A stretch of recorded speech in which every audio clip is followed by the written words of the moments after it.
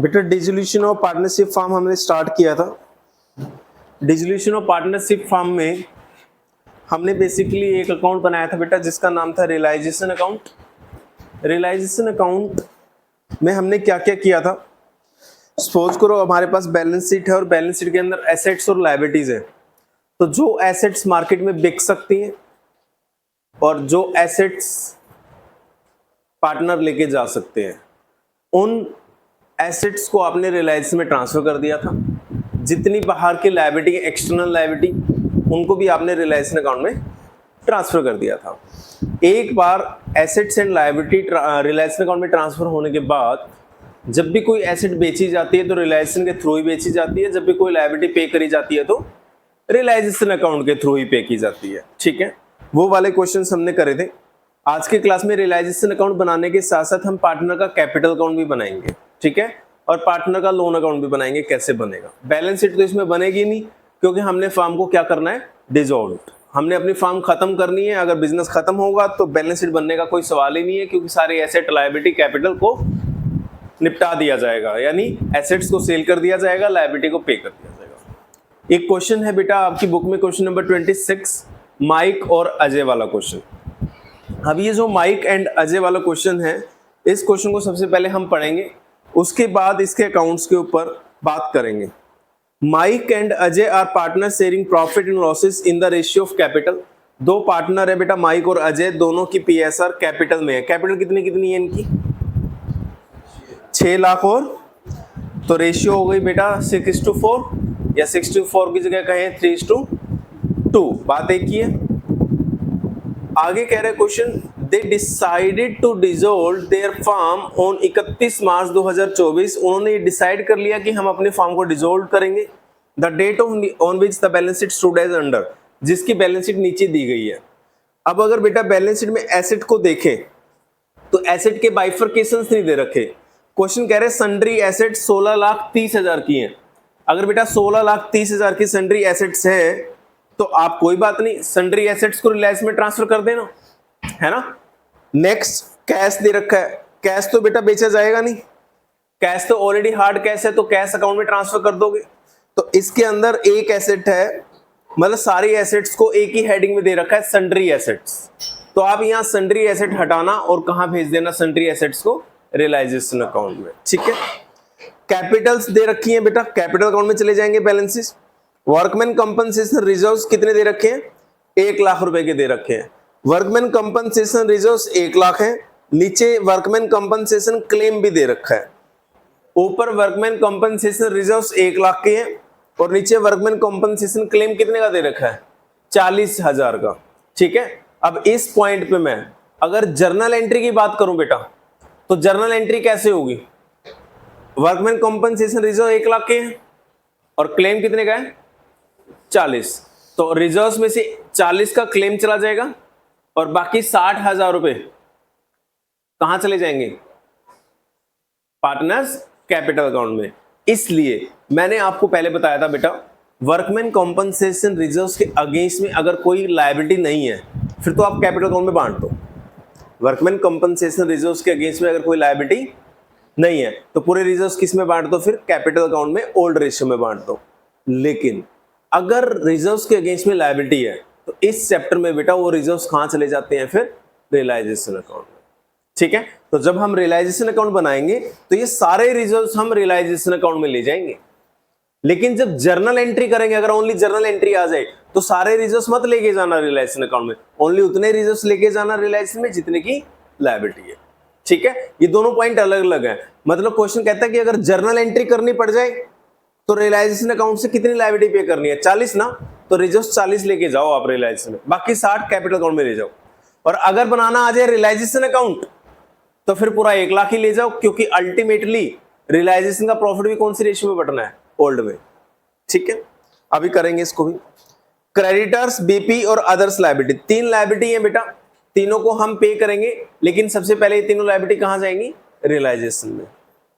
उसके बाद नीचे कह रहे हैं सन्ड्री एसेट्स को 14 लाख रुपए में बेच दिया, रियलाइजेशन अकाउंट के थ्रू बेचना है आपको। लायबिलिटीज डिस्चार्ज करी है बेटा हमने। पहले पॉइंट में कह रहा है क्रेडिटर्स ड्यू ऑन 31 मई। 31 मई को क्रेडिटर्स ड्यू थे were paid at a discount of 3% per annum. बेटा कितने क्रेडिटर्स थे? 2 लाख रुपए के क्रेडिटर्स थे हमारे पास, और कितना परसेंट डिस्काउंट मिला है हमें? 3% डिस्काउंट मिला है, लेकिन बेटा 2 महीने के लिए मिला है।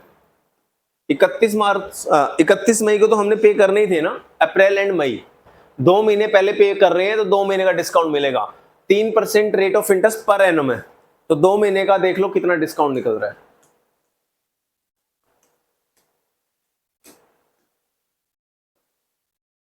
₹1000।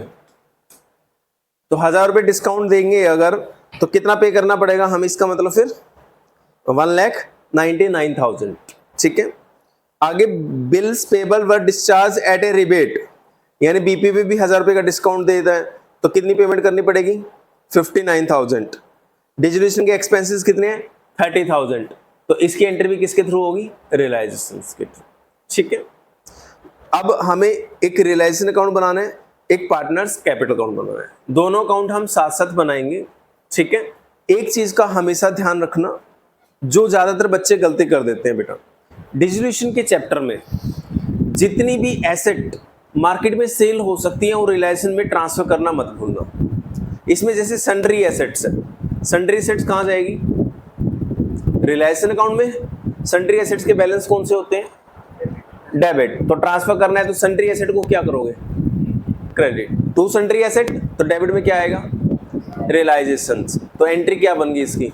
Realisation account debit to sundry assets, यानी रियलाइजेशन अकाउंट के डेबिट में चली गई, डेबिट में चली गई। जब आपने फिर वो 14 लाख रुपए की बेची एसेट्स, फिर आप ये देखो पैसा आ रहा है या जा रहा है? पैसा आएगा, तो कैश अकाउंट डेबिट। टू में क्या आएगा? टू सन्ड्री एसेट्स या टू रियलाइजेशन? टू रियलाइजेशन आएगा। क्यों आएगा टू रियलाइजेशन? क्योंकि टू सन्ड्री एसेट तो ऑलरेडी कर चुकी हो बेटा, ट्रांसफर करते वक्त 2-2 बार थोड़ी टू सन्ड्री एसेट्स कर सकते हो आप लोग। ठीक है, एक ही बार होगी, राइट। तो हम अब क्या करेंगे? हम साथ साथ रियलाइजेशन अकाउंट बनाएंगे, साथ साथ कैपिटल अकाउंट बनाएंगे, और साथ साथ जर्नल एंट्री भी करेंगे। अगर वो ट्रांसफर हो रही हो तो उसकी क्या जर्नल एंट्री होगी। ठीक है, बनाओ, दोनों अकाउंट बनाओ आप, रियलाइजेशन अकाउंट भी और पार्टनर्स कैपिटल अकाउंट भी।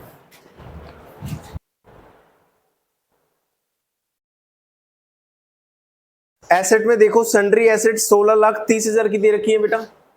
ये 16,30,000 की जो एसेट्स है ना, वो आप रियलाइजेशन अकाउंट में ट्रांसफर करोगे, क्योंकि इन एसेट्स को मार्केट में बेचा जा सकता है। जिस भी एसेट को मार्केट में बेचा जा सकता है, उन एसेट्स को आपको रियलाइजेशन में ट्रांसफर करना है बेटा।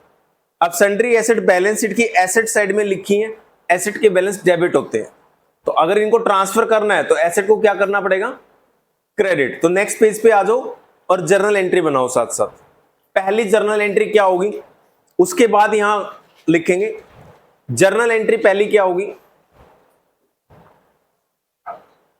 अब सन्ड्री एसेट्स को क्रेडिट करना है, तो रियलाइजेशन क्या हो जाएगा इसमें? Debit.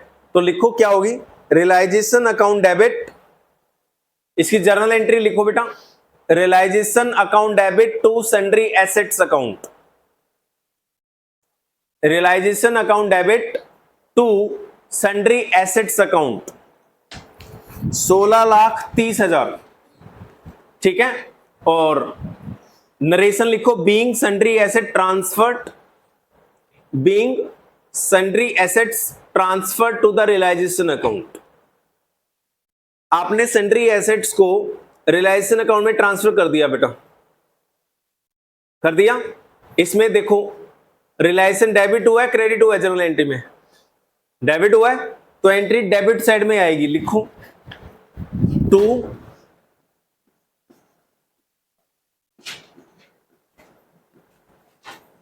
Sundry assets,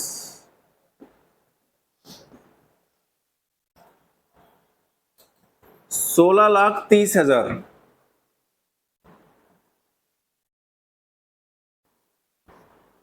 16.3 lakh, 16,30,000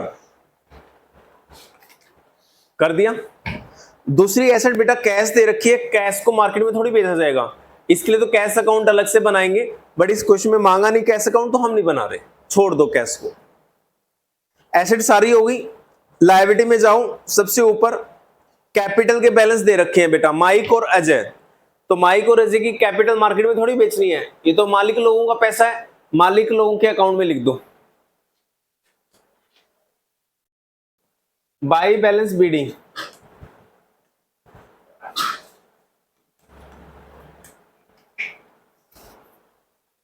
₹6 lakh और 4 लाख,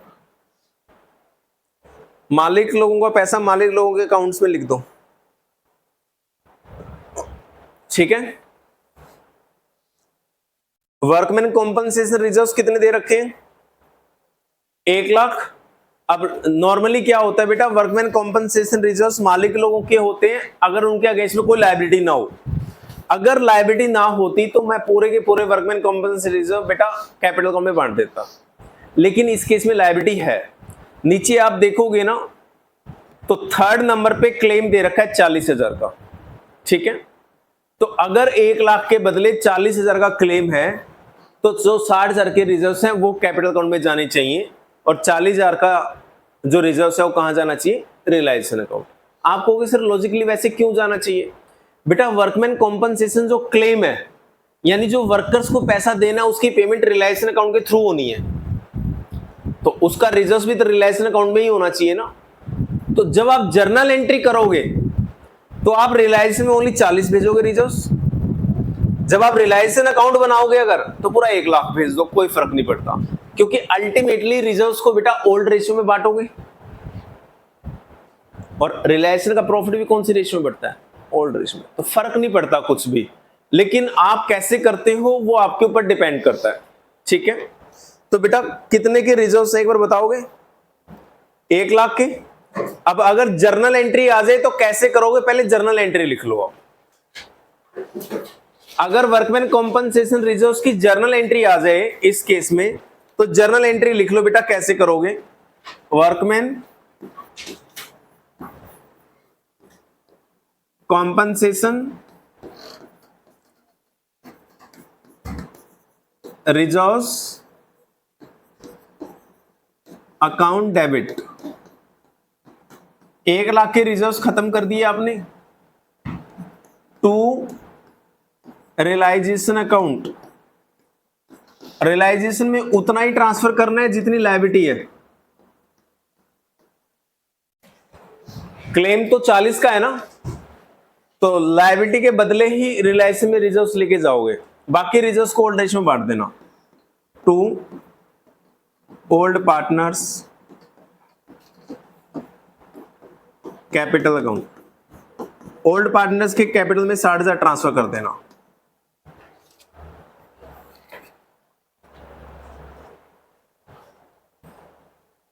ठीक है, इसमें ओल्ड पार्टनर्स की जगह अगर बांट के लिखोगे तो क्या आ जाएगा? टू माइक कैपिटल अकाउंट और to Ajay capital account. Journal entry आई तो ऐसे करोगे बेटा, अगर क्वेश्चन में जर्नल एंट्री मांगी तो। ठीक है, क्योंकि ये बोला गया कि जितने रिजर्व्स हैं वो कैपिटल अकाउंट में जाएंगे अगर कोई लायबिलिटी नहीं होगी तो, और अगर रिजर्व्स के अगेंस्ट में कोई लायबिलिटी होगी तो लायबिलिटी कहां से पे होगी? सारी लायबिलिटी रियलाइजेशन अकाउंट से पे होती हैं, तो लायबिलिटी के बराबर रिजर्व्स रियलाइजेशन अकाउंट में ट्रांसफर करने जरूरी है, लेकिन लायबिलिटी के बराबर अगर जर्नल एंट्री करोगे तो। लेकिन मुझे एक बात बताओ बेटा, आपने रियलाइजेशन में क्रेडिट में 40 भेजा, कैपिटल में 60 भेजा, रियलाइजेशन का प्रॉफिट किस रेशियो में बटेगा? ओल्ड में, और ये किस में बांटोगे? ओल्ड में। इसलिए अगर क्वेश्चन में जर्नल एंट्री ना आए और क्वेश्चन कहे रियलाइजेशन अकाउंट बनाना है, तो सारे के सारे रिजर्व्स कहां भेज दो? फिर रियलाइजेशन में भेज दो, कोई फर्क नहीं पड़ता। तो हम एंट्री करेंगे तो ऐसे करेंगे, लेकिन अगर रियलाइजेशन अकाउंट बनाना पड़ गया तो पूरे भेज दो, उससे कोई फर्क नहीं पड़ता। तो रियलाइजेशन में आप सारे रिजर्व्स भेज दो बेटा। बाय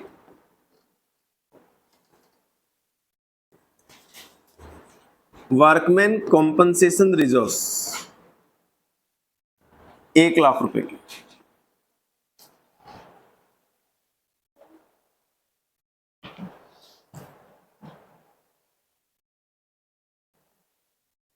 भेज दिया।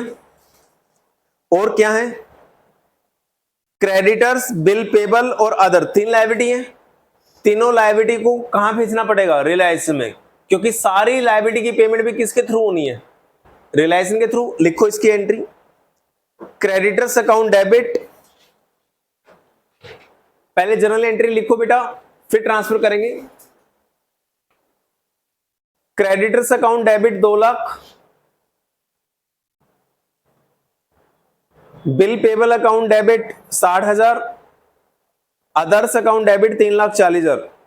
तीनों लायबिलिटी को डेबिट कर दो और to realisation. Creditors account debit 2 lakh, bill payable account debit 60,000, others account debit 3,40,000। तीनों लायबिलिटी को डेबिट कर दो और फिर कर दो to realisation. Being liability transfer to realisations, narration डाल देना, being liabilities transfer to realisation account. आपने लायबिलिटीज को रियलाइजेशन अकाउंट में ट्रांसफर कर दिया।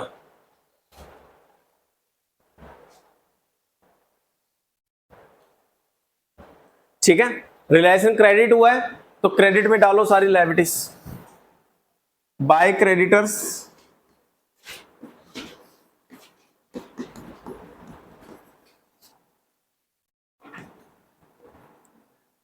बाय बीपी,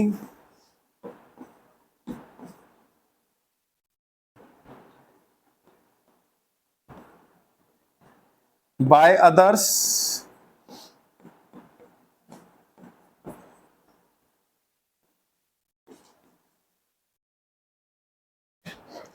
तीनों लायबिलिटीज को रियलाइजेशन अकाउंट में ट्रांसफर कर दो। जैसे बेटा इतना काम कर लेते हो ना, आपके पास बैलेंस शीट में कुछ भी नहीं बचता। आपने बैलेंस शीट की सारी आइटम को कहीं ना कहीं क्या कर दिया, ट्रांसफर कर दिया।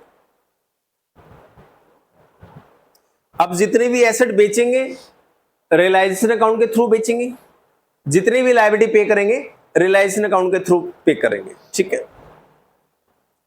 पहला पॉइंट क्या लिखा है, सन्ड्री एसेट्स रियलाइज्ड 14 लाख रुपए। कितने में बेची है, 14 लाख रुपए में एसेट बेची है। बताओ पैसा आएगा जाएगा, कैश जाएगा, एसेट भी जाएंगी कैश भी जाएगा,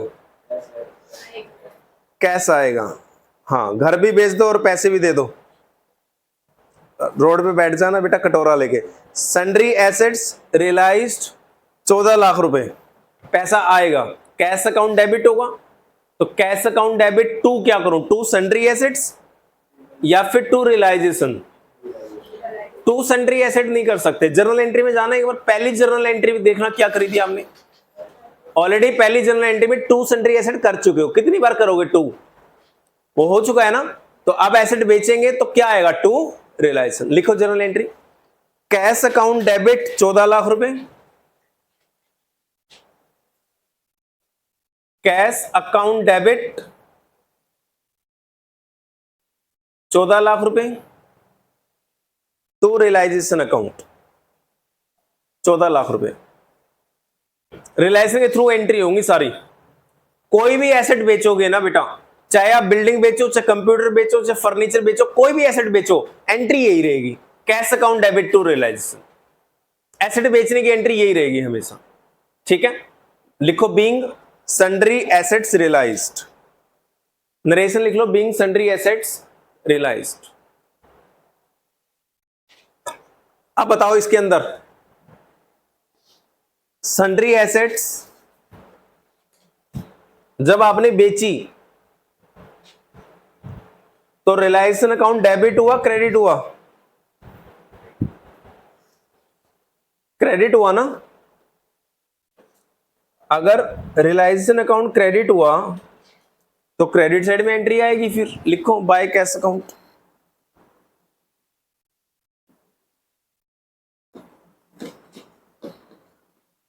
₹14 लाख रुपए की बेची है तो 14 लाख लिख दो, बीच में ब्रैकेट में डाल देना sundry assets.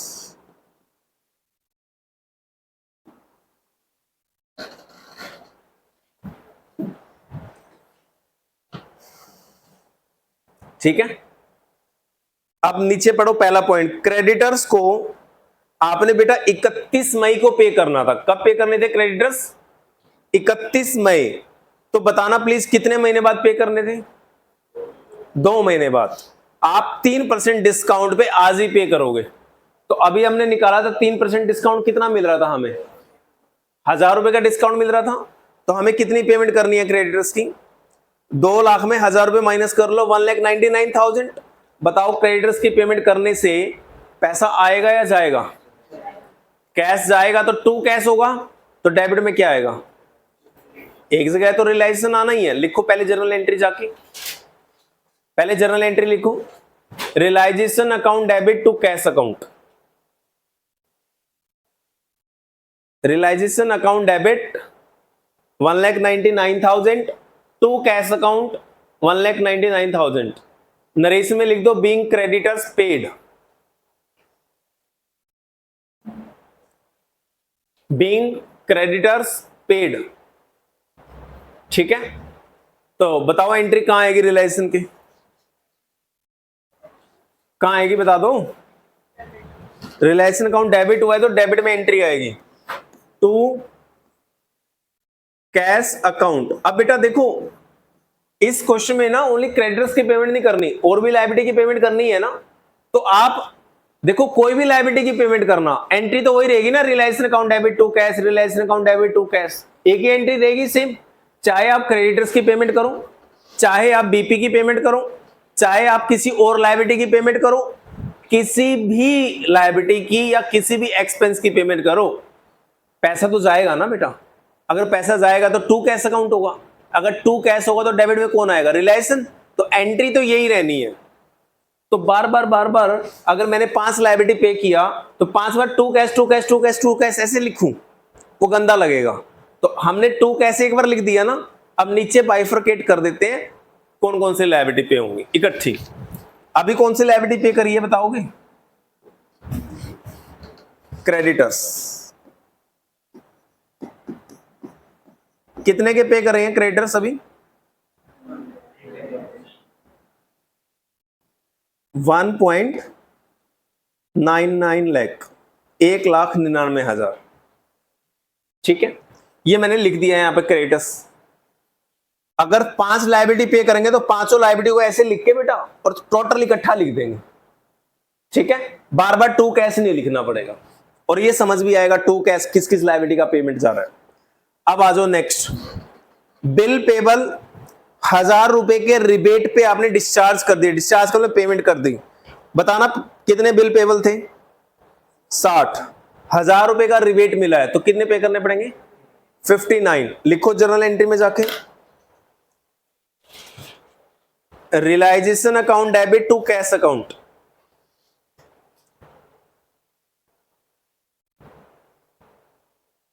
Realisation account debit to cash account 59,000। Narration लिख दो बीइंग बीपी डिस्चार्ज्ड, नरेशन आ जाएगी being BP discharged. Bill payable को बेटा आपने 59,000 में निपटा दिया, तो यहां पे बीपी लिखो 59 ना, तो 0.59 लाख, 0.59 मतलब 59,000।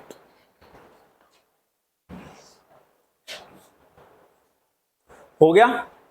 अब तीसरा पॉइंट देखो, वर्कमैन कॉम्पनसेशन क्लेम कितने का देना है, 40,000 का।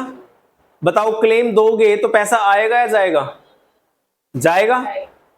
तो टू कैश होगा तो डेबिट में क्या आएगा, एक तरफ तो रियलाइजेशन आएगा ही आएगा। लिखो entry, realisation account debit to cash account. दोबारा लिखो, realisation account debit to cash account 40,000। Narration डाल दो being workman compensation claim paid, being workman compensation claim paid. ठीक है, अब अगर वर्कमैन कॉम्पनसेशन क्लेम भी पे करने हैं तो यही लिख दो, वर्कमैन कॉम्पनसेशन क्लेम 40,000 के पे करने हैं बेटा, 0.4 लाख, 40,000 पे कर दो वर्कमैन कॉम्पनसेशन क्लेम। और क्या पे करना है, एक्सपेंसेस हो गए बेटा डिसोल्यूशन के 30,000 के, 30,000 का खर्चा हो गया। बताओ पैसा आएगा या जाएगा, जाएगा तो टू कैश होगा। अब टू कैश होगा तो डेबिट में क्या आएगा, फिर लिखो एंट्री इसके द्वारा, realisation account debit to cash account. इसकी जर्नल एंट्री लिखो, realisation account debit to cash account.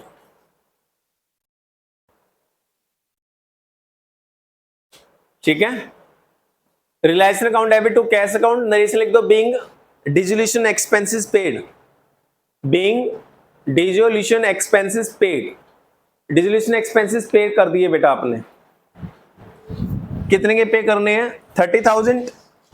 आप पूरा लिख देना बेटा, मैं यहां पे ओनली एक्सपेंसेस लिख रहा हूं।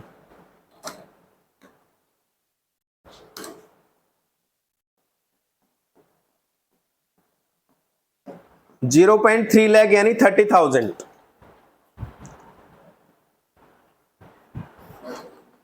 नीचे सारी इंफॉर्मेशन हो गई, ठीक है। लेकिन बेटा एक बात बताओ, आप एक बार लायबिलिटी पे आना। लायबिलिटी पे आपने क्रेडिटर्स कैपिटल की तो यहां ट्रांसफर कर दिया था, वर्कमैन कॉम्पनसेशन रिजर्व भी ट्रांसफर कर दिया था, क्रेडिटर की पेमेंट कर दी, बीपी की पेमेंट कर दी। जो अदर लायबिलिटी है ना 3,40,000, क्या उसकी पेमेंट कर दी आपने, नहीं करी, क्वेश्चन ने बताया ही नहीं। और आप मुझे बताओ, लायबिलिटी को पे किए बिना आप अपनी फर्म को बंद कर सकते हो क्या, नहीं। क्रेडिटर्स की पेमेंट कर दी आपने, ये रही, बीपी की पेमेंट कर दी, क्लेम की पेमेंट कर दी, एक्सपेंसेस की पेमेंट कर दी, बट अदर लायबिलिटी थी ना जो 3,40,000 की, उसकी पेमेंट तो है ही नहीं कहीं। और बिना लायबिलिटी की पेमेंट किए आप अपने बिजनेस को बंद नहीं कर सकते। तो आप कहोगे सर क्वेश्चन ने बताया ही नहीं कि लायबिलिटी कितनी पे करनी है। तो बेटा इस केस में एज्यूम्ड कर लिया जाता है, जो बुक वैल्यू है ना लायबिलिटी की, उसी वैल्यू पे किया जाएगा। कितनी थी लायबिलिटी हमारी बुक्स में, 340, तो कितनी पे करनी है, 340। तो आप 3.4 लाख पे कर दूं अदर्स लायबिलिटी, मैं अदर लिख रहा हूं 3.4 लाख। अब देखो कितनी पेमेंट हो गई टोटल, 3.4, 3.7, 4.1, 4.1, 6.1, 6.68, 6.68।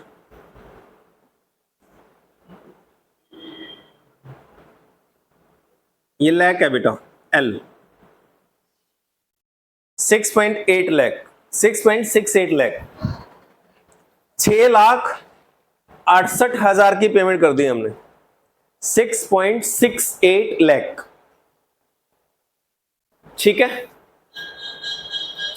अब रियलाइजेशन अकाउंट का टोटल कर लो और देख लो लॉस आ रहा है प्रॉफिट आ रहा है, कौन सी साइड ज्यादा है इसकी, डेबिट साइड ज्यादा होगी डेफिनेटली। डेबिट का टोटल कितना आ रहा है, 16,30,000 एक आइटम है ऊपर, और 6,68,000 एक आइटम है, दो आइटम दे रखी है डेबिट में।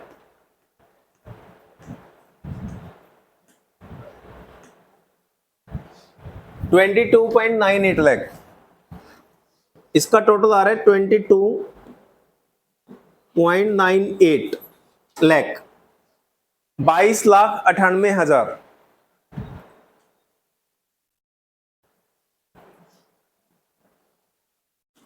इनका टोटल करना क्रेडिट की आइटम का, 1 लाख प्लस 2 3 लाख, और 3.4 और 60 4 लाख हो गया ना, 4 प्लस 3 7, 7 प्लस 14 लाख 21 लाख। तो बेटा इनका 21 लाख टोटल है, डेबिट में 22,98,000 है, तो 22.98 में 21 लाख माइनस करो, कितना आएगा, 158, तो 2.58 आना चाहिए। कोई आइटम छोड़ी है क्या हमने, देखो कोई आइटम हमने छोड़ दी क्या,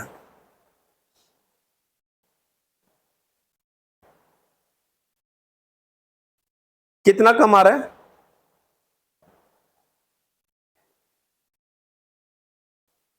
अच्छा 60,000 कम आ रहा है ना, तो इसका मतलब वर्कमैन कॉम्पनसेशन रिजर्व इसने उतने ही लिए जितनी क्या है, लायबिलिटी है। वर्कमैन कॉम्पनसेशन रिजर्व बेटा कितने थे, 1,00,000 थे, और क्लेम कितने थे, कितने थे, 40।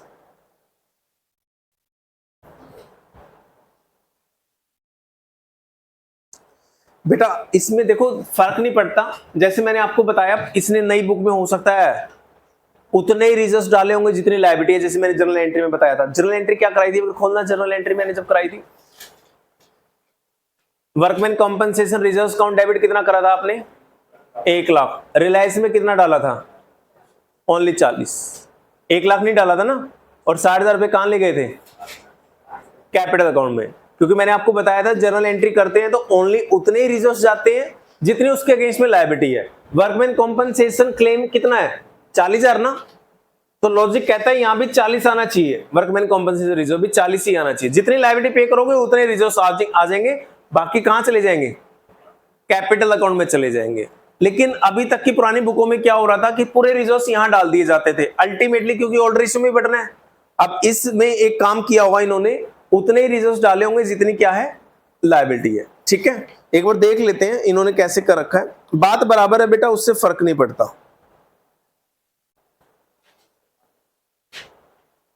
ठीक है बेटा, ये उतने ही डालो जितनी लायबिलिटी है, पूरे भी डाल दोगे तब भी काम चलेगा, कोई फर्क नहीं पड़ता। इस क्वेश्चन में मेरे ख्याल से उतना ही डाला इन्होंने, तभी ये डिफरेंस आ रहा है आंसर में। कितना था, 0.4। अगर वहां 40 डालोगे ना रिजर्व्स, तो फिर 60 के बच गए ना, तो 60 के यहां डालने पड़ेंगे, बात तो बराबर ही है। बाय वर्कमैन कॉम्पनसेशन रिजर्व्स 60,000 को बेटा यहां डालना पड़ेगा फिर। हाँ, जैसे मैंने आपको जर्नल एंट्री लिखवाई है ना, उसके हिसाब से ट्रांसफर कर रखा है, बात बराबर ही है। 60,000 को बांटोगे 3:2 में तो कितना आएगा, 36 और 24,000 लिख दो। अब आप कहोगे सर क्या अंतर था इसमें, बेटा अगर मैं यहां पे 1,00,000 लिखता, अगर 1,00,000 लिखता तो क्रेडिट साइड में है 60,000 रुपए ज्यादा, तो क्रेडिट साइड का टोटल हो या डेबिट साइड का टोटल हो, इसमें जो भी लॉस प्रॉफिट आएगा कौन सी रेशियो में बढ़ता है, ओल्ड में, और यहां कौन सी रेशियो में बांटे हैं, ओल्ड में। बात तो बराबर है, अल्टीमेटली फाइनल आंसर पे कोई फर्क नहीं पड़ेगा, आप जैसे मर्जी कर लो। ठीक है, अभी तक ये लोग क्या करते थे, सारे रिजर्व्स डाल देते थे रिलायंस में, अगर रिलायंस अकाउंट बनाना होता था, बट अगर जर्नल एंट्री आए तो फिर ये टॉपिक सही है। ठीक है, this is the best way. Liability जितने की है रिजर्व्स उतने की डाल दो, बात खत्म।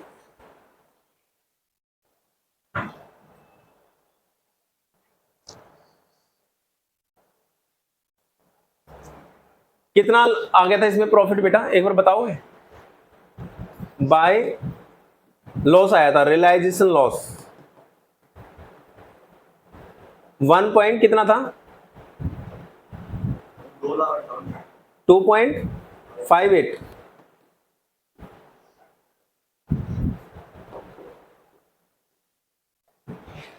ये 2.58 लाख का जो लॉस आया है, ये कैपिटल अकाउंट के डेबिट में जाएगा।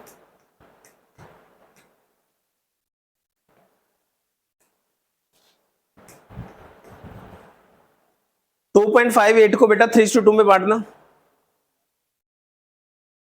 2,58,000 का लॉस है, उसको 3:2 में बांट के लिख दो कैपिटल अकाउंट में, कितना कितना आएगा देखो एक बार, 3/5 और 2/5।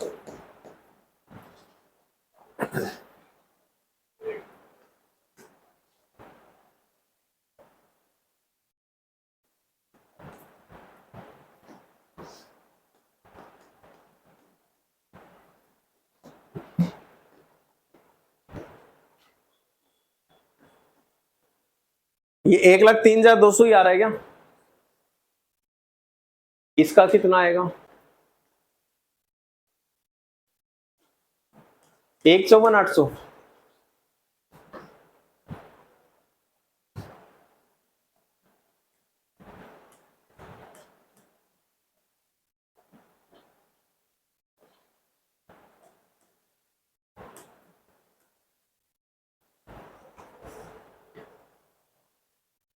लिख दिया लॉस, बस कैपिटल अकाउंट क्लोज करो।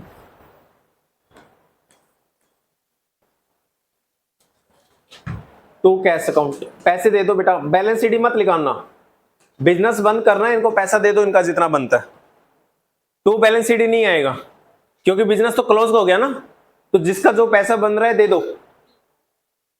6 लाख प्लस 36,000 6.36 लाख, 6.36 लाख। 636 में से 154,800 माइनस करना,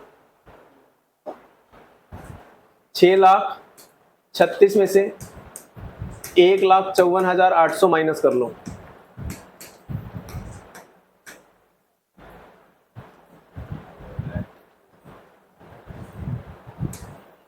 यही आ रहा है क्या?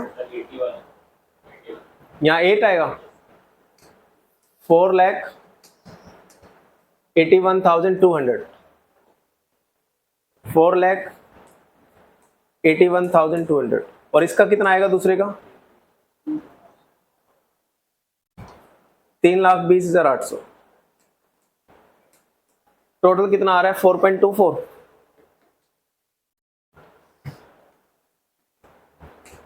ये लो, बिजनेस क्लोज।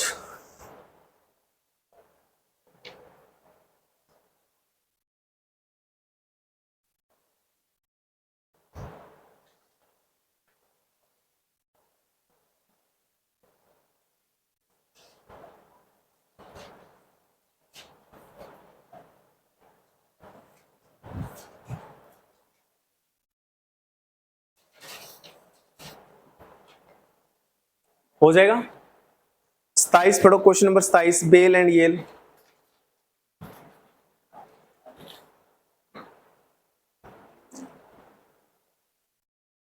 नेक्स्ट क्वेश्चन पढ़ो बेटा, question number 27, Bell and L.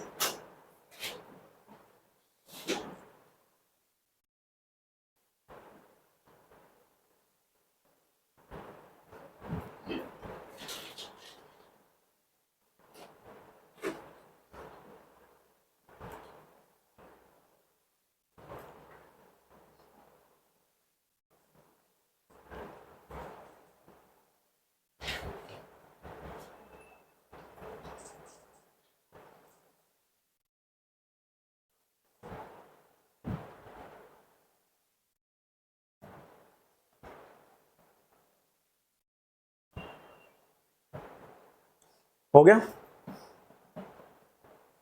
इसमें बेटे 4 अकाउंट बनाने हैं, रिलायंस अकाउंट भी बनाना है, पार्टनर के कैपिटल अकाउंट भी बनाने हैं। रिलायंस और कैपिटल अकाउंट तो ऐसे ही बनेगा। एक लोन बाय बेल, बेल ने हमें लोन दे रखा था। लोन हमेशा किसका? पार्टनर का लोन बाहर की लायबिलिटी से पहले पे किया जाएगा या बाद में पे किया जाएगा?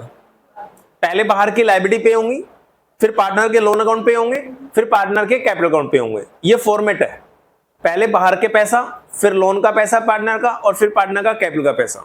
यानी पार्टनर के कैपिटल का पैसा सबसे लास्ट में देते हैं हम लोग, राइट। इसलिए जो बेल ने लोन दे रखा है ना बेटा 3,000 का, वो 3,000 के लोन के लिए अलग से लोन अकाउंट बनाएंगे हम, ठीक है।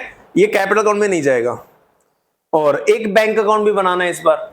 और जब बैंक अकाउंट बनाओगे ना, तो आप देखना बेटा बैंक अकाउंट का बैलेंस 0 आ जाएगा। जब ये पेमेंट करोगे ना आप लास्ट में टू कैश अकाउंट, ठीक है, तो कैश अकाउंट में भी जाएंगी ना ये, तो कैश अकाउंट इक्वल आ जाएगा। कैश अकाउंट में ना तो 1 रुपया ज्यादा आएगा ना 1 रुपया कम आएगा, बिल्कुल कैश अकाउंट 0 आएगा, ठीक है। तो चारों अकाउंट बना लो।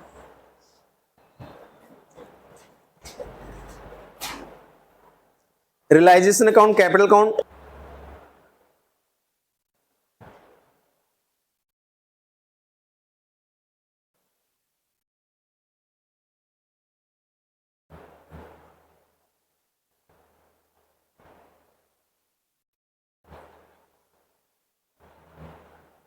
हो गया।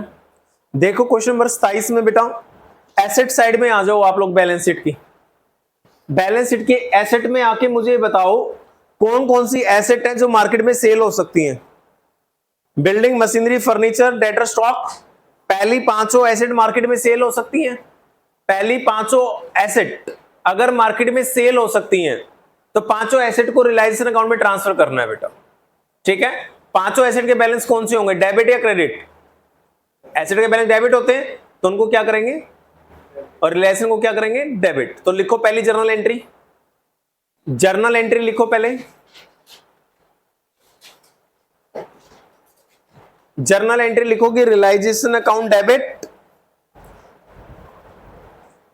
Realisation account debit to building account, to machinery account, to furniture account, to debtor account, to stock account. पांच एसेट दे रखी है बेटा बैलेंस शीट के अंदर, पांचों एसेट को क्रेडिट कर दो और जो टोटल आएगा रियलाइजेशन अकाउंट डेबिट कर दो। तो नरेशन लिख देना, being assets transfer to realisation. Building, machinery, furniture, stock और डेटर, ये पांच एसेट दे रखी हैं, इन पांचों एसेट्स को रियलाइजेशन अकाउंट में ट्रांसफर कर दो बेटा। तो जर्नल एंट्री हो जाएगी realisation account debit to building account 45,000, to machinery account 15,000, to furniture account 12,000, to debtor account 8,000 और टू स्टॉक अकाउंट 24,000। पांचों का टोटल कितना आ गया, 60, 72, 80, 1,04,000। डेबिट में 1,04,000 लिख दो, मतलब सबके नाम अलग अलग ही आएंगे।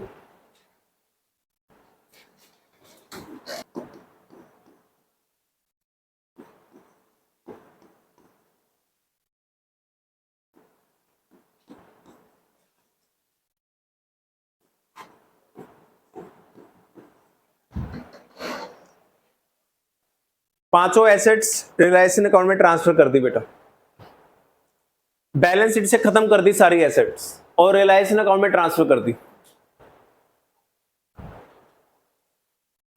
हो गया। अब कौन सी एसेट रहेगी बैलेंस शीट में,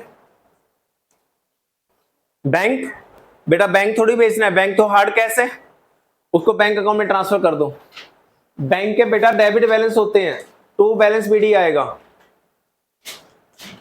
जिसके बैलेंस डेबिट होते हैं और डेबिट साइड में ही आता है बेटा ओपनिंग बैलेंस। 11,000 रुपए हमारे पास बैंक में पहले ही पड़े हैं, तो बैंक का ओपनिंग बैलेंस लिख दो, फिर पड़े हैं तो। अब तो सारी एसेट ट्रांसफर हो गई, कोई एसेट नहीं बची ना बैलेंस शीट में। बैलेंस शीट की एसेट साइड खत्म। अब लायबिलिटी साइड को खत्म करते हैं। लायबिलिटी में सबसे ऊपर क्या है, कैपिटल अकाउंट के ओपनिंग बैलेंस। जाओ कैपिटल अकाउंट में ओपनिंग बैलेंस लिख दो।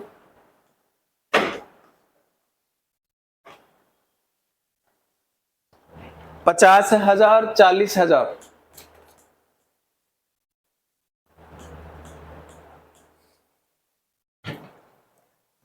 कैपिटल अकाउंट के ओपनिंग बैलेंस खत्म। जनरल रिजर्व्स कितने के हैं, 8,000 के।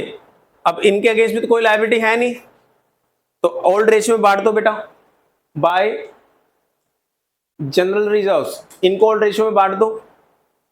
ओल्ड रेशियो कितनी थी, इक्वल 4,000 4,000। 8,000 के रिजर्व्स को आधा आधा बांट दो।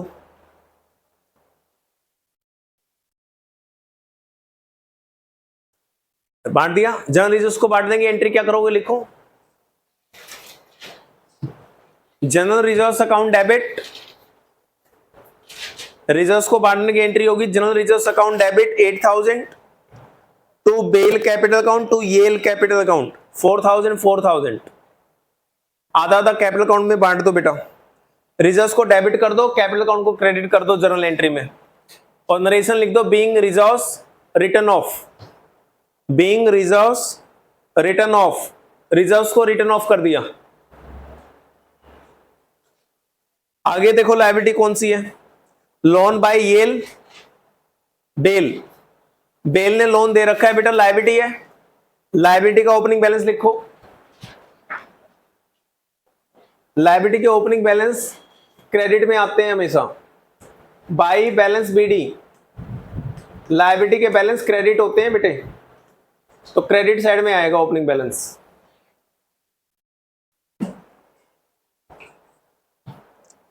ठीक है। लोन अकाउंट बेटा पार्टनर का बनता है, हमेशा याद रखना। अगर पार्टनर की वाइफ का या हस्बैंड का लोन है तो वो एक्सटर्नल लायबिलिटी मानी जाएगी, रिलायंस अकाउंट में ट्रांसफर हो जाएगी। लेकिन पार्टनर का अगर लोन है तो वो रिलायंस में कभी नहीं जाता, क्योंकि पार्टनर के लोन को सेकंड नंबर पे पे करना होता है। ठीक है, ऑर्डर है पे करने के बेटा, सबसे टॉप प्रायोरिटी पे किसको पे करा जाता है? बाहर की लायबिलिटीज को। दूसरे नंबर पे किसको पे किया जाता है? पार्टनर के लोन को। तीसरे नंबर पे किसको पे किया जाता है? पार्टनर के कैपिटल्स को। ठीक है, तो पार्टनर का लोन कभी भी रियलाइजेशन में नहीं जाता, क्योंकि इसको दूसरे नंबर पे किया जाता है। इसके लिए अलग अकाउंट बना लेते हैं इसलिए। और क्या रहेगा लायबिलिटी में? क्रेडिटर्स। क्रेडिटर्स बताओ कहां जाएंगे? सारा रिलायंस में ही ट्रांसफर करना होता है, तो लिखो journal entry creditors account debit to realisation account. Journal entry लिखो creditors account debit 14,000 to realisation account 14,000। Being creditors transfer to realisation, narration डाल देना, being creditors transfer to realisation account. Realisation में ट्रांसफर कर दिया, यहां लिख दो।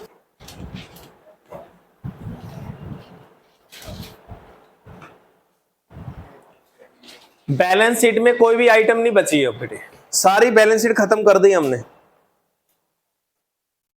अब देखो नीचे, द एसेट्स रियलाइज्ड वर, बेटा स्टॉक 22,000 में बेच दिया, डेटर 7500 रुपए में बेच दिया, मशीनरी 16,000 में बेच दी, बिल्डिंग 35,000 में बेच दी। 4 एसेट मार्केट में बेच दी। आप कोई भी एसेट बेचो, एंट्री तो एक ही होती है ना। क्या होती है एंट्री? एसेट बेचने से पैसा आएगा या जाएगा? कैश को देख लिया करो, अपने आप आ जाएगा। बैंक से, बैंक में पैसा आएगा या जाएगा? आएगा ना, तो बैंक अकाउंट डेबिट होगा टू रियलाइजेशन। तो सारी की एंट्री एक ही होगी, bank to realisation, bank to realisation. ठीक है, लिखो journal entry bank account debit to realisation account. Bank account debit to realisation account, सबका टोटल करके एक ही एंट्री कर दो बेटा। 22, 35, 51, 53, 73, 80,500 एक कर दो बेटा entry. Bank account debit 80,500 to realisation account 80,500। Narration लिख दो, being stock debtor machinery building realised, being stock debtors machinery building, चारों एसेट के नाम लिख के रियलाइज लिख दो। अब आपने बेटा एक बात बताओ, एंट्री क्या करी है? Bank account debit to realisation, तो बैंक में जाओ एक बार। बैंक अकाउंट डेबिट किया है तुमने, बैंक अकाउंट के डेबिट में एंट्री आएगी, फिर लिखो टू रियलाइजेशन अकाउंट।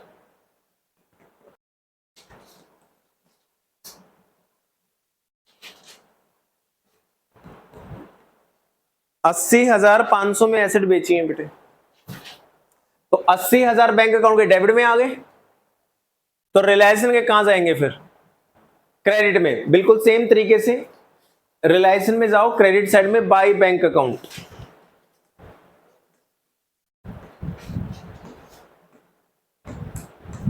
क्या क्या एसेट बेची है? Stock, debtors, machinery, building. Stock 22,000 का बेचा है, 7,500, मशीनरी 16,000,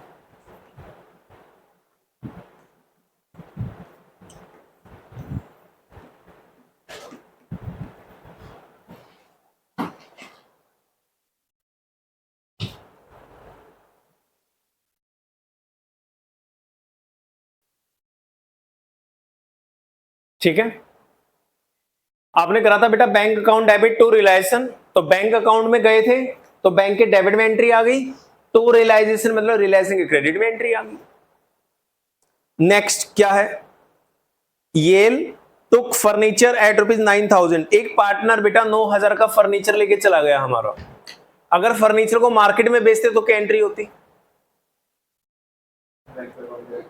फर्नीचर को मार्केट में बेचते तो क्या एंट्री होती? आप बेटा सोचा मत करो, आप ये देखा करो पैसा आ रहा है या जा रहा है। बेचोगे तो पैसा आएगा, आप बोलो bank account debit to realisation. अगर मार्केट में बेचते तो पैसा आता ना, तो एंट्री क्या होती? Bank account debit to realisation. अब मार्केट में तो बेच नहीं रहे, येल लेके जा रहा है, येल तो पैसे देगा नहीं, तो बैंक अकाउंट की जगह क्या कर दो? येल का कैपिटल अकाउंट डेबिट कर दो। लिखो Yale capital account debit 9000 to realisation account. लिखो इसकी journal entry, Yale capital account debit 9000, Yale capital account debit 9000 to realisation account debit 9000। ठीक है, नरेशन लिख लो, being furniture taken by Yale, being furniture taken by L.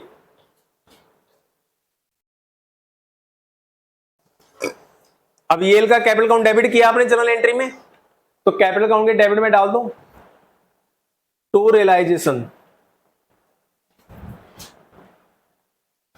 L के account में डाल दो 9000 रुपए, ब्रैकेट में फर्नीचर लिख देना ताकि पता लग जाए येल के कैपिटल को क्यों डेबिट किया गया है, क्योंकि वो फर्नीचर लेके गया है हमारा। ठीक है, Yale capital account debit to realisation, to मतलब रियलाइजेशन के क्रेडिट में एंट्री आएगी।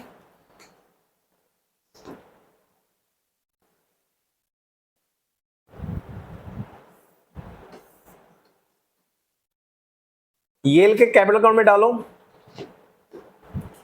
बाय येल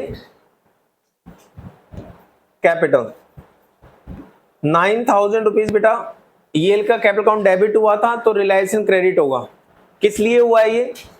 ब्रैकेट में फर्नीचर लिख देना, ये फर्नीचर के लिए हुआ है बेटा।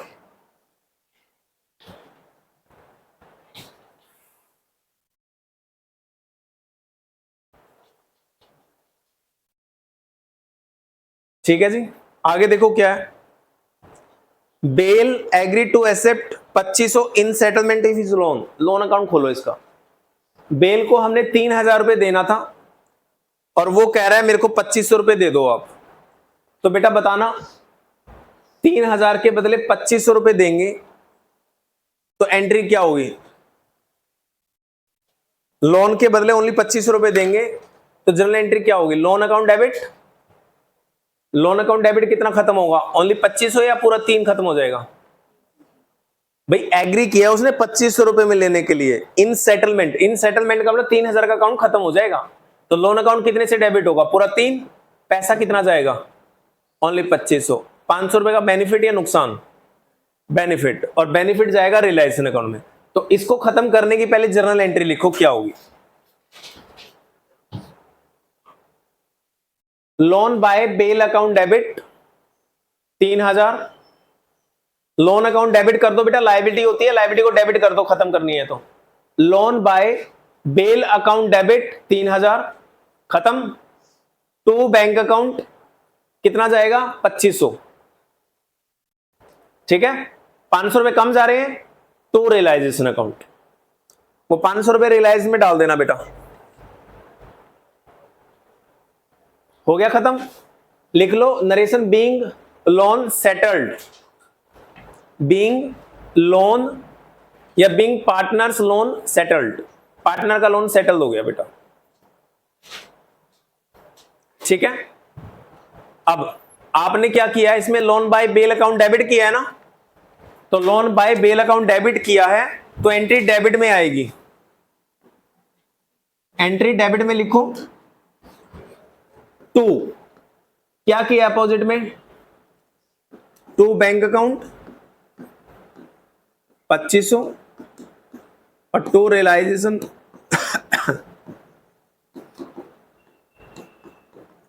500। ये रियलाइजेशन क्यों हुआ बेटा? गेन है, हमें गेन मतलब प्रॉफिट हुआ था। ये लो जी, लोन अकाउंट खत्म हो गया।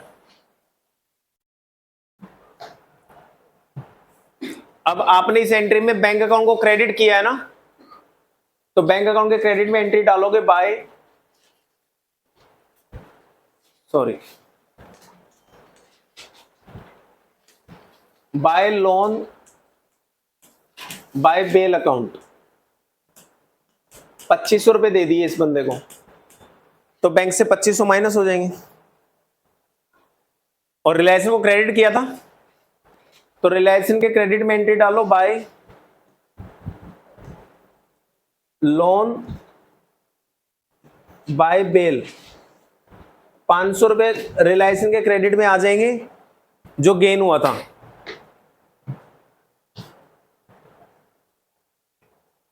₹500 का प्रॉफिट रिलायंस में डाल दो,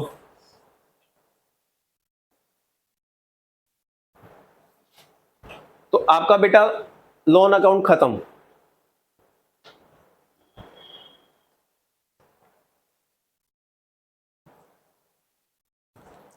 नेक्स्ट पॉइंट देखो क्या है, चौथा पॉइंट, डी पॉइंट में क्या लिखा है, डिसोल्यूशन एक्सपेंसेस वर ₹2500। डिसोल्यूशन के एक्सपेंसेस बेटा 2500 रुपए के हैं, तो बताओ पैसे आएंगे या जाएंगे डिसोल्यूशन एक्सपेंसेस से? बैंक में पैसा आएगा या जाएगा? जाएगा, खर्चे हैं पैसा जाएगा, तो टू बैंक, डेबिट में क्या आएगा? रियलाइजेशन। लिखो entry, realisation account debit 2500 to bank account. Realisation account debit 2500 to bank account 2500। Narration लिख दो, बीइंग डिसोल्यूशन एक्सपेंसेस पेड। अब realisation expenses account debit, sorry realisation account debit किया है ना आपने,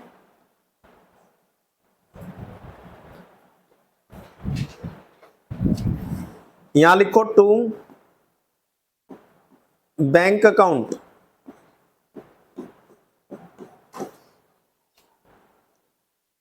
टू बैंक अकाउंट। बार बार बैंक नहीं लिखेंगे, एक ही साथ लिख देंगे। एक्सपेंसेस 2500 रुपए पे किए हैं बेटा, तो 2500 लिख दो डेबिट में रिलेशन के अंदर, मत लिखना क्योंकि अभी और भी लायबिलिटी पे करनी होंगी। खर्चे पे करे हैं तो रिलेशन अकाउंट डेबिट आ गया 2500, और बैंक अकाउंट के क्रेडिट में लिख दो बाय रियलाइजेशन एक्सपेंसेस 2500 रुपए।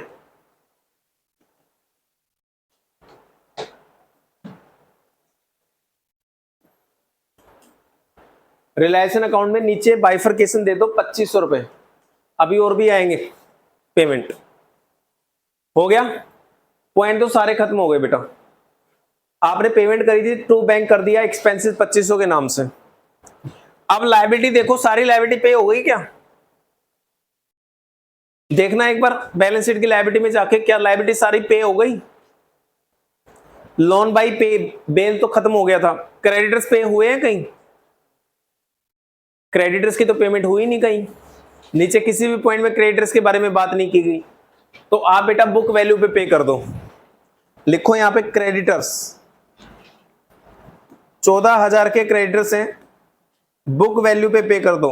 टोटल पेमेंट होगी 16,500।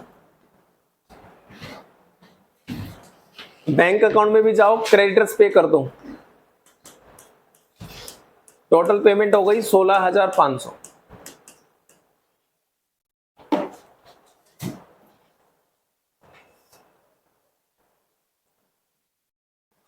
अब सब कुछ हो गया। एसेट सारी हो गई थी क्या? 1 2 3 4 5, एसेट सारी हो गई थी बेटा। रिलायंस का टोटल करना है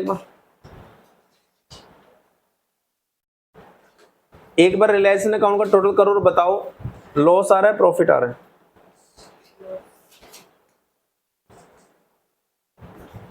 यानी डेबिट साइड ज्यादा है, कितना आ रहा है डेबिट साइड का टोटल? 45 प्लस 15 60, 72 80, 1,04,000, 1,20,500।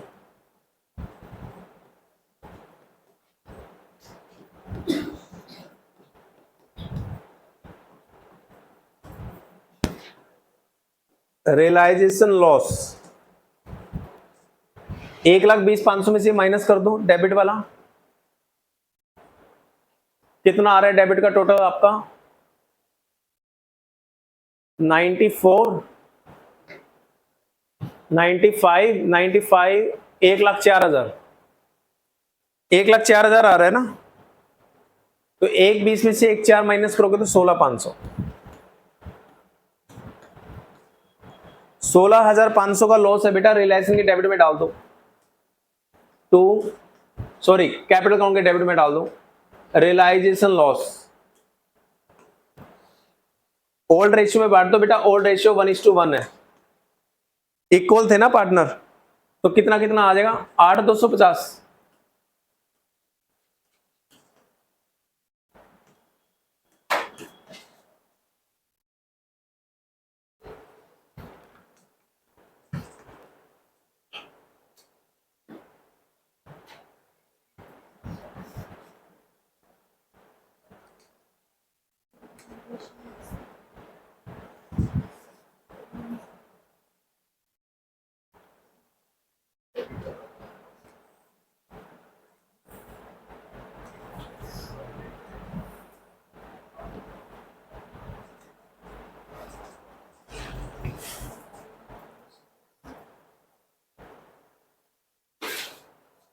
बाकी और कुछ तो नहीं है ना, सारा खत्म हो गया ना। एक बार देखना बेल का टोटल कितना आ रहा है, 54 44 54 44, देखो कितने पैसे देने हैं इनको टू बैंक अकाउंट,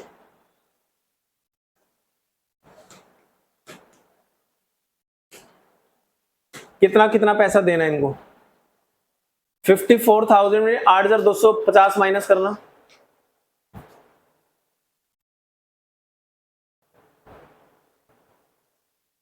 $45,750,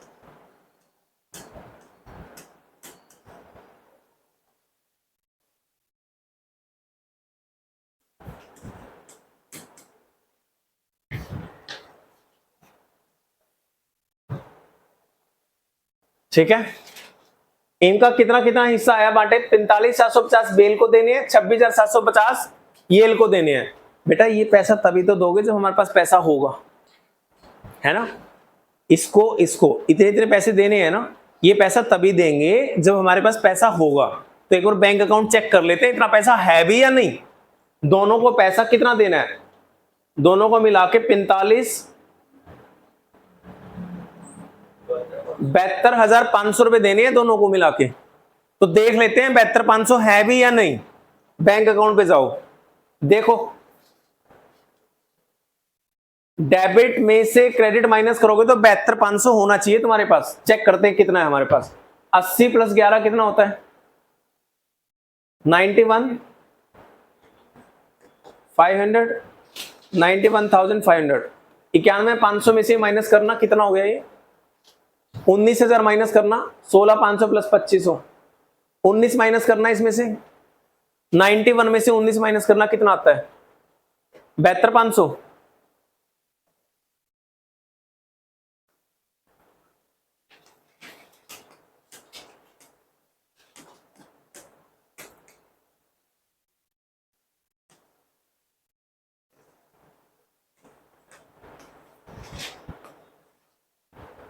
$72,500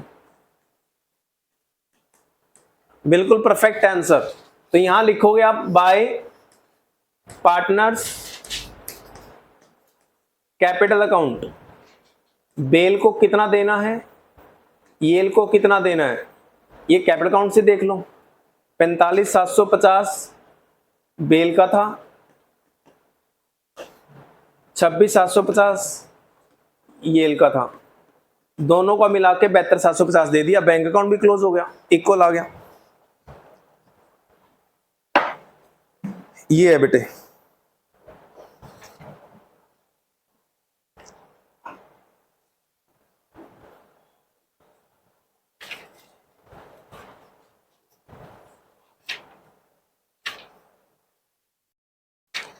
ट्वेंटी 29 पढ़ो, क्या टाइम हो गया, 8:30, जल्दी पढ़ो 29 फटाफट से।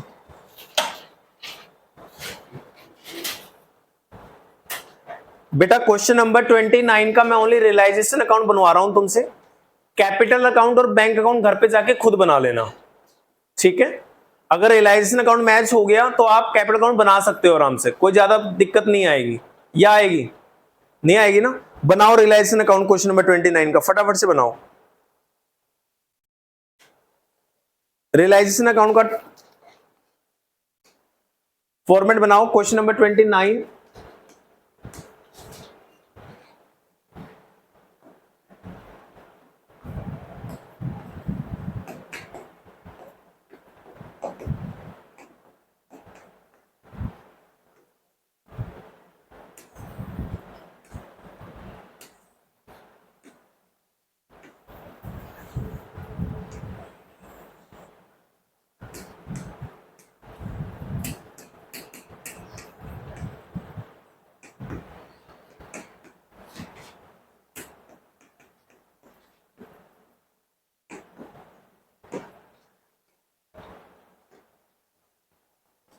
देखो क्वेश्चन नंबर 29 में कितनी एसेट है जो बेची जा सकती है मार्केट में। कैसेट बैंक, बेटा उसके तो बैंक अकाउंट बनेगा, बैंक में पैसा जाएगा, छोड़ दो। Stock, debtor, furniture, plant, investment, 5 asset ऐसी हैं जो बेची जा सकती हैं। जो प्रॉफिट एंड लॉस है ना बेटा, वो लॉस है, लॉस मार्केट में थोड़ी बेचे जाएंगे, ये तो कैपिटल अकाउंट में राइट ऑफ हो जाएंगे। ठीक है, तो पांचों एसेट को रिलायंस में ट्रांसफर करो। To stock, to debtors, to furniture, to plant, to investments.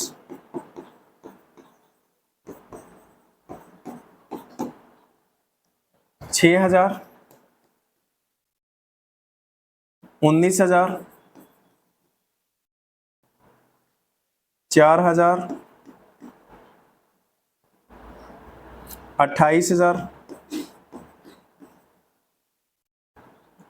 $10,000। पांचों एसेट को ट्रांसफर कर दो। यही 5 एसेट हैं जो बेची जा सकती हैं मार्केट में, इसलिए हमने पांचों एसेट को रिलायंस में ट्रांसफर कर दिया।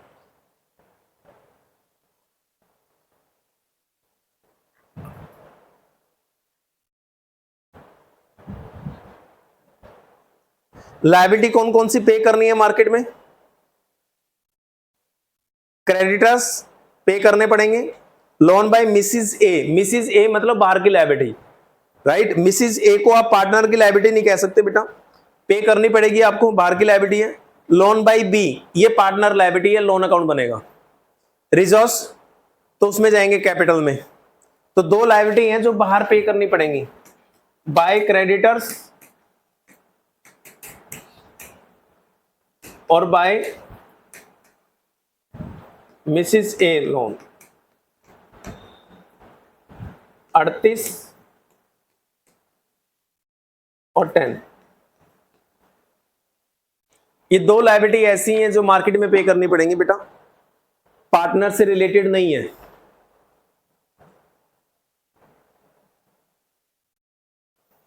ये मिसिस ए बेटा एक्सटर्नल लायबिलिटी हो गई, पार्टनर की लायबिलिटी नहीं है, एक्सटर्नल है।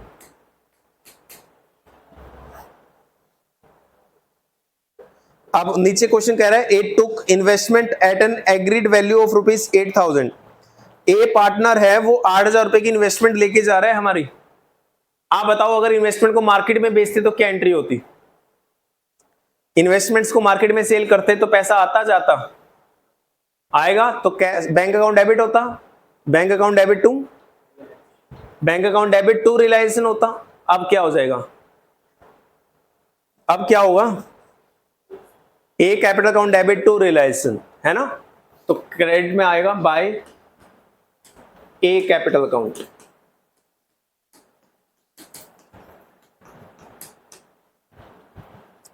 ₹8,000 इन्वेस्टमेंट के नाम के हैं बेटा। ये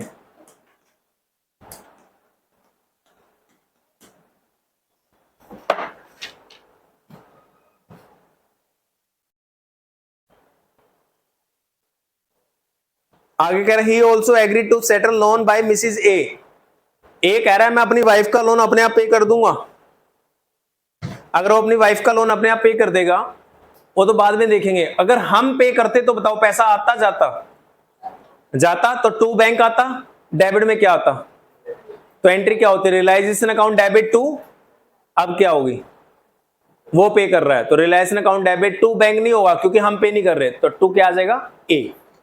तो डेबिट में डालो टू ए कैपिटल अकाउंट,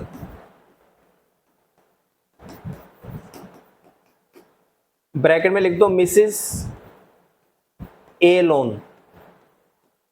कितने का लोन था उसका, 10,000 रुपए का, वो पे कर रहा है, करने दो।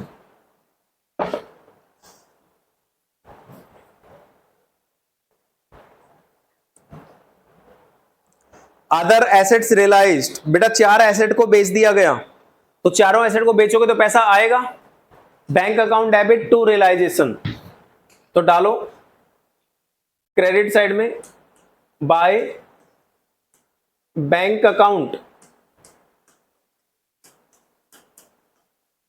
देखो कौन कौन सी एसेट्स बेच के पैसा आ रहा है, स्टॉक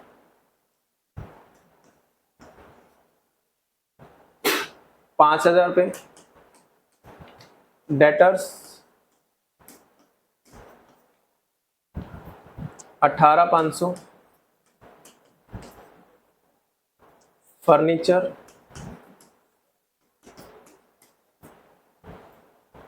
4,500,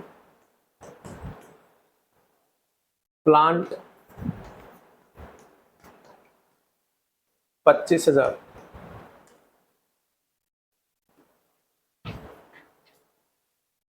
25, 5, 30, 35, 53,000, 53 आएगा ना।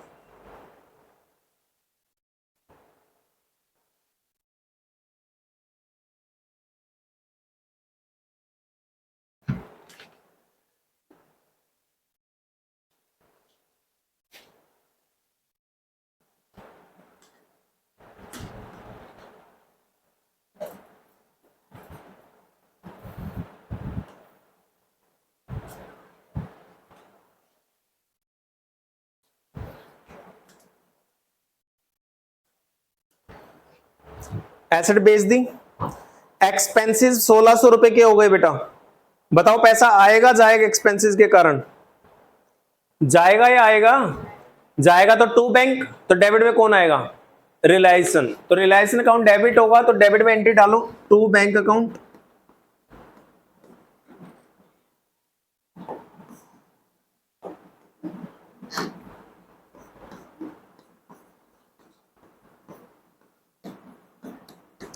एक्सपेंसेस का पैसा जाएगा 1,600 रुपए, क्रेडिटर्स का पैसा जाएगा नीचे वाले पॉइंट में बेटा 37,000,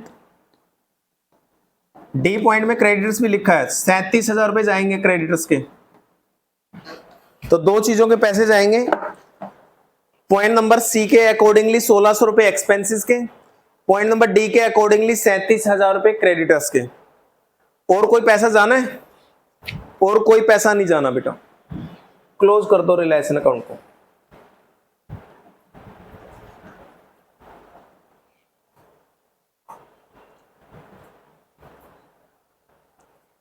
देखो कौन सी साइड बढ़ी है, डेबिट, अच्छा इनका टोटल तो लिखो 38,600,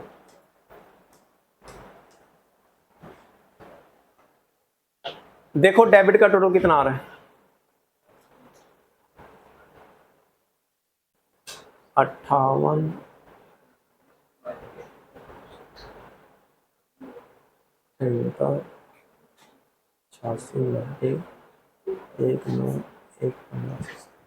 1,15,600,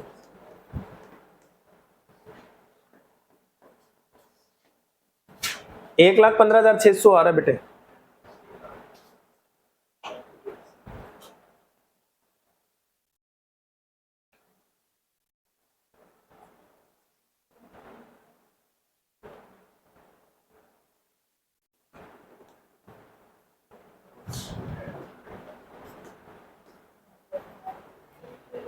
तो 1,15,600 में से डेबिट ये माइनस कर दो क्रेडिट वाली सारी आइटम,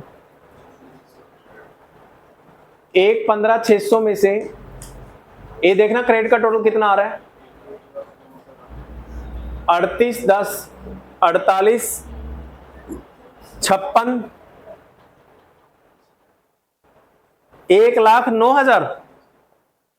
तो 1,09,000 माइनस कर दो, 15 में से 9, 6,600। 6,600 का लॉस है क्या? By realisation loss.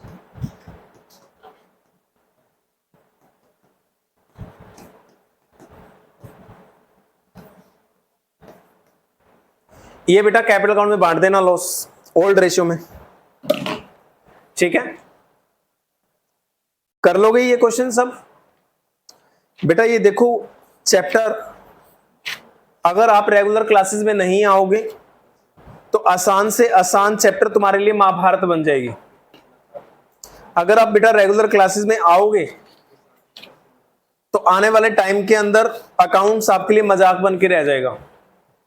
तो डिसाइड आप लोगों को करना है कि अकाउंट्स को बहुत अच्छे से करना है या अकाउंट्स को टफ बनाना है, ठीक है? मेरे अकॉर्डिंगली बेटा आपको क्लासेस में डेली आना चाहिए, इवनिंग में भी और मॉर्निंग में भी। मॉर्निंग में हम आगे बढ़ते जा रहे हैं, इवनिंग में हम प्रैक्टिस करते जा रहे हैं। जो बच्चे इवनिंग में आ रहे हैं उनको पता है कि प्रैक्टिस की क्या इंपॉर्टेंस है। जब हम अपने हाथ से, ये क्वेश्चन मैंने 3 करवा दिए, अगर यही तीनों क्वेश्चन अभी दे दूं टेस्ट में ना, तुमसे नहीं हो पाएंगे। सेम क्वेश्चन तीनों अभी कराए हैं, समझ के किए, अभी अगर टेस्ट में दे दूं तो नहीं हो पाएंगे। वाई? क्योंकि आपने प्रैक्टिस नहीं करी। तो आपकी प्रैक्टिस बेटा सबसे ज्यादा इंपॉर्टेंट है। मैं तो एक बार समझा देता हूं चीजें, जब तक हाथों से प्रैक्टिस नहीं होगी ना, कम से कम 20 क्वेश्चंस के इस चैप्टर के, तो ये चैप्टर समझ नहीं आने वाला। ऐसी 20 क्वेश्चन जब तक एडमिशन के नहीं कर लोगे, एडमिशन समझ नहीं आने वाला। एडमिशन के बाद मुझे रिटायरमेंट डेथ करवाना है, लेकिन रिटायरमेंट डेथ तब करवाऊं ना जब पहले एडमिशन हमें अच्छे से आता हो। वो कब प्रैक्टिस होगी? या तो आप घर पे बैठ के प्रैक्टिस करें, घर पे प्रैक्टिस करो सारे क्वेश्चंस की, और डाउट हो तो मेरे पास डाउट पूछ लो बस। या आप घर प्रैक्टिस नहीं कर सकते तो बेटा इवनिंग क्लास आपकी टीटीएस में, एमडब्ल्यूएफ में होती है, तो आप लोगों को एमडब्ल्यूएफ में आना चाहिए। एमडब्ल्यूएफ में आपको 1-1.5 घंटा आना चाहिए और अपनी यहां पे बैठ के प्रैक्टिस करनी चाहिए। कभी एडमिशन कर लिया, कभी डिसोल्यूशंस के क्वेश्चन प्रैक्टिस कर लिए, कभी फर्स्ट चैप्टर के क्वेश्चन प्रैक्टिस कर लिए, कभी गुडविल के क्वेश्चन प्रैक्टिस कर लिए।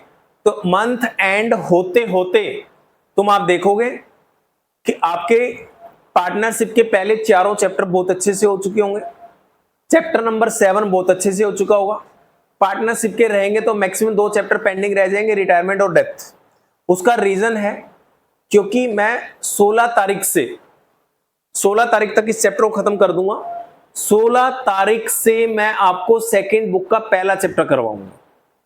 सेकंड बुक का पहला chapter, issue of share capital, वो इतना इंपॉर्टेंट है कि अगर आपका ट्रिप है तो वो भी कैंसिल कर देना प्लीज, क्योंकि वो चैप्टर अगर मैंने एक बार करवा दिया तो वो दोबारा नहीं होगा, पॉसिबल ही नहीं है। अगर आपने स्टार्टिंग की क्लासेस मिस कर दी कुछ, तब भी वो चैप्टर पॉसिबल नहीं है समझ में आए बेटा। आसान इतना है कि आपको 100% समझ में आएगा, ये मेरी गारंटी है, आपको कोई डाउट नहीं होने वाला। लेकिन बेटा अगर आप क्लास में आओगे नहीं, कभी क्लास में पहुंच गए, कभी क्लास में नहीं पहुंच रहे हो, कभी प्रैक्टिस कर रहे हो, कभी प्रैक्टिस नहीं कर रहे हो, तो बेटा मैं भी कुछ नहीं कर पाऊंगा, ठीक है ना? मैं आप लोगों के लिए इतना एफर्ट कर रहा हूं कि इतनी क्लासेस ले रहा हूं, मैं भी तुम्हारे लिए सुबह आता हूं जस्ट बिकॉज कि जब मंथ एंड हो तो हम इस लेवल पे हो कि हमें लगे यार अकाउंट्स का सिलेबस तो खत्म, साल स्टार्ट हुई नहीं है और अकाउंट्स का सिलेबस हमें इतना ज्यादा कर लिया, कॉन्फिडेंट होंगे। बट बेटा उस सिलेबस का क्या करेंगे जिस सिलेबस में तुम्हें कॉन्फिडेंस नहीं होगा। इन चैप्टर्स को करके मैं क्या कराऊंगा? अगर मैं कहता हूं बेटा टेस्ट दे दो और तुम कहते हो मत लो सर टेस्ट, इट मींस तुम कॉन्फिडेंट नहीं हो इस चैप्टर में, तुमने प्रैक्टिस नहीं करी इस चैप्टर की। तो प्लीज मेरे वर्ड्स याद रखना, जो बच्चा प्रैक्टिस करेगा उसी का आगे बढ़ने का फायदा है, वरना कोई यूज बनता ही नहीं आप लोगों के लिए बेटे। एक दिन मैं आपको दिखा दूंगा जुलाई अगस्त में, तुम मेरे को कहते हुए सुनाई दोगे सर पहला चैप्टर नहीं आता, हमें बुक का पहला चैप्टर भूल गए, नहीं आता, दोबारा करवा दो। तो मैं आपको याद दिलाऊंगा बेटा, जिस दिन मैंने 12th स्टार्ट करी थी, ऐसी कौन सी क्लास है जिसमें मैंने नहीं बोला प्रैक्टिस कर लो बेटा, मैं करवा रहा हूं प्रैक्टिस, प्रैक्टिस कर लो बेटा, मैं करवा रहा हूं प्रैक्टिस। ठीक है, तो ये वर्ड्स मैं जानबूझ के रिपीट करता हूं ताकि कम से कम आपको बेटा ईयर एंड में याद रहेंगे कि सर बोलते थे बट निठल्ले हम थे, बार बार बोलने के बाद भी हमारे दिमाग में नहीं घुसी।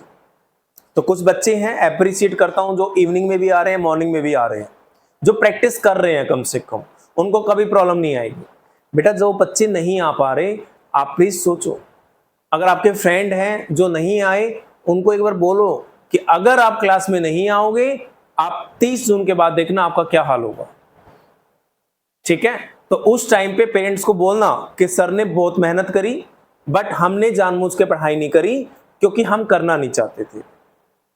ठीक है, तो ये लास्ट आज मैं बोल रहा हूं आप लोगों को, अगर इस चैप्टर में आपका कोई पॉइंट वीक रह गया हो, आप एमडब्ल्यूएफ में आते हो बेटा मेरे से दोबारा कर लेना। 5:30 से 6:30 में कोई नया टॉपिक तो करवाता ही नहीं है, मैं तो तुम्हारी प्रैक्टिस कराता हूं। जो बच्चा मेरे को कहेगा सर ये चीज करा दो ना दोबारा, मैं करवा दूंगा, मेरा क्या जाएगा। तुम 5 चैप्टर में से जो मर्जी समझो, पहले 4 चैप्टर हो चुके हैं, 5वां ये स्टार्ट हो चुका है। 5 चैप्टर में से जो आपको समझना है टॉपिक वो मेरे से समझ लो, पूरा चैप्टर समझना है बेटा, पूरा चैप्टर दोबारा समझ लो, लेकिन प्रैक्टिस अपने हाथों से कर पाओगे बेटा, प्रैक्टिस मेरे हाथों से होने का कोई फायदा नहीं है। ठीक है, आज की क्लास में जैसे ये 3 क्वेश्चन मैंने सोल्व करे हैं ना, तुम्हारा कोई योगदान नहीं है। अगर आप समझ रहे हो कि ये 3 क्वेश्चन हमें आ गए, आप लोगों को नहीं आते बेटा ये 3 क्वेश्चंस। आप एक बार घर जाके सोल्व करने की कोशिश करना, तुमसे गलत हो जाएगा आंसर। रीजन, प्रैक्टिस, अपने हाथों से प्रैक्टिस। ठीक है, तो फर्ज क्या बनता है, अगर हमें इस चैप्टर को अच्छे से करना है तो हम घर जाएं, ये 3 क्वेश्चन अभी ताजे ताजे दिमाग में है, टॉपिक इसके, तीनों क्वेश्चनों को एज इट इज घर जाके सोल्व करके देख लो ना, आते हैं नहीं आते हैं। अगर आ गए इट मींस कॉन्फिडेंट हो, आपका चैप्टर समझ में आ चुका है आपको। अगर नहीं आए तो पता लग जाएगा कौन सा पॉइंट तुमने गलत किया।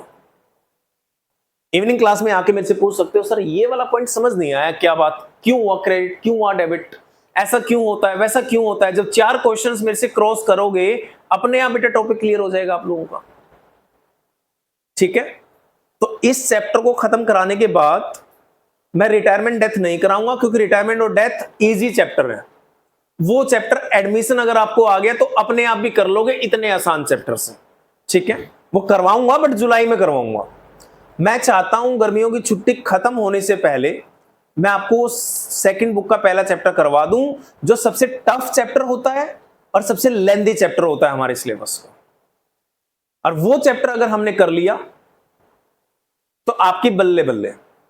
और जिस दिन वो चैप्टर स्टार्ट करूंगा, 16, 17, 18 3 दिन जब भी स्टार्ट करूंगा, पहले 3 दिन मॉर्निंग में 3-3 घंटे क्लास लूंगा बेटा, और बहुत आसान लैंग्वेज में कराऊंगा।